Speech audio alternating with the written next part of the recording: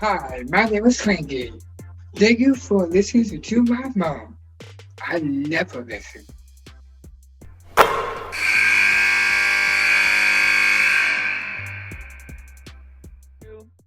All six of her from Kansas State. Ayoka Lee joins us on Nothing But Net. Ayoka, it's so great to meet you. Thank you so much for taking the time. Yeah, thanks for having me.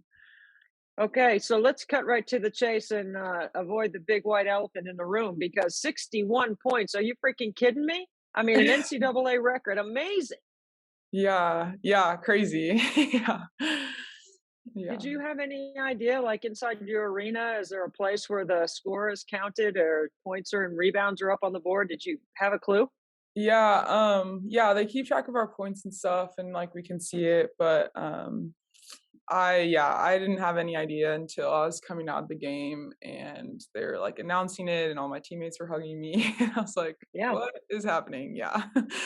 It's Yeah. pretty phenomenal. I mean, to get that many points without a 3 Yeah. is also exceptional. Um, so I noticed in your career you've never made a 3. Do you practice them? Yeah, I think in the off season it's definitely like a little bit more of an emphasis, but not to the point where it's like become something that like I'm adding to my game yet. Yeah. So I went back on Synergy and I watched every basket because I was really intrigued. I wanted to see how you scored that many points. And your team does a really good job of moving the ball around you while you seal and shape up to the ball. Talk about why that's important from your perspective. Yeah, I think just having that communication, I think with like the guards has been something that has been important and something that like I think we've really improved on. I think there have been times when it isn't there and our offense just doesn't flow very well. I think without like getting the ball inside, it's harder for our guards to get open shots. It's harder for them to get drives to the basket. And it's just harder to play together. And yeah, I just have to give the guards just so much credit for just trusting me and just like, yeah, playing so well together. Yeah. Well, 7 times you've been over the 30-point mark this year, not just the 61, but you got a 43 in there, you got a couple of 38s. I mean, you've put up some big numbers. What is it like to post up? Like, teach us the basic fundamentals of what's required inside your offense for you to be able to get the ball. Yeah, I think the biggest thing for me, that is like constantly telling myself is just like staying low, just having a just position that isn't like where I'm not straight up, where it's harder for like my defenders to push me off the block. And that's something that I've definitely had to have had to just improve on this season, just with defense and stuff. Yeah, so I think that's like the biggest thing. And then just like knowing when to move and knowing when to stay and like knowing Mhm. when to rest and be patient and let the ball move to me and knowing when to follow the ball, I think is another huge thing that I've just kind of had to learn and that the guards have we've had to just kind of learn together. Yeah. Yeah, that's where that chemistry comes in, and you can see it when you watch your team play. Very unselfish. You've got a lot of 3-point shooting around you. You guys move the ball well. It's going to be tough to knock you out. I mean, it's tough to take you guys down. Yeah. Yeah, it's been great so far and yeah, it's just makes it more exciting to see like cuz we Yeah. have so much more to play. Okay, I've been in your arena before, not while you've played, but I've been to Manhattan, Kansas many times, so I know how great your fan base can be. Tell us what it's like from your perspective with the fans in the arena at your place. Yeah, it's been great. I think this year, especially, our fan base has just continued to grow. And there's really just nothing like playing in front of our fans. Like they're so supportive. And it just brings like another level of energy just to us as a team. Yeah. I go way back with Coach Mitty, so I've known him for a long time. What's been the most fun part about the season with him and the success that you guys have had? Yeah, that's a good question. Um I'm trying to think. Um I think just like sharing just, I guess, like, the love for the game with, like, my Hmm. teammates and just with him as a coach, like, just getting to see just, like, how much he loves coaching and, like, coaching us, and then getting to see that, like, hard work pay off, like, I think is really great. Yeah, and just being, like just our whole team just being so, like, bought into, like, what we're doing. Yeah. Yeah. So when the NCAA tournament rolls around, most teams sit around and wait for their name to pop up. In the women's game, we had a reveal of the top 16, and K State was number 16, which means that you're on the hosting side of things when you're a top 16 seed in the women's game. Did you guys sit around waiting for the reveal, sort of like you sit around waiting for the NCAA tournament reveal? Not at all. It was not even on my radar. I'm not really sure about my teammates, but I don't think it was on their radar either. I remember getting like we have group texts with the coaches and getting a text in it with that, and yeah, it was yeah really exciting, great to see. Definitely not something like I guess we expected really, but yeah, I think it just goes to show that like what we're doing is paying off, and like just to keep working because we have so much Right. time left. Yeah. Well, now you got a target on your back because there's a lot of teams that want to be hosting, and there's some, I don't know if you want to call it opportunity or pressure. How do you look at it to stay on that 4 line or maybe even move up to the 3 line? Yeah, I definitely think for me, it's just going into every game, like knowing that no win is gonna be like easy. Like it's every game is gonna be hard fought. And I think that's something that our team has learned just with playing in the Big 12 and just going in every night with the mentality that like we need to just like play our game. We need to hit first and just, yeah, play well together. You guys have played some top teams. Your non-conference schedule included NC State, and you played some other really good teams. I remember the NC State game because that was a close one early on. How do you think that helped you for the get prepared for the Big 12? Yeah, I think just first, just like not only playing those teams, but also playing them away, I think was really big for us. Just going into like those like loud environments, I think was something that a lot of us like had never like situations a lot of us had never been in, and then just playing teams that like play faster than we do and like are very like efficient in like their offense and just have like really good defenders, I think prepared us all really well just for the Big 12 and just kind of what every night will kind of look like. Yeah. Mhm. So I know that you've gotten all this attention. You had a lot of attention before the 61 points, which is an NCAA single game record. What has been the craziest thing that's happened to you after the 61? Like for me, I thought it was really cool that you could buy a ticket package at K State for $61. Like they're making a lot of play off that number. What did you think was the craziest thing that you saw or heard? Oh, that's a good question. The craziest thing.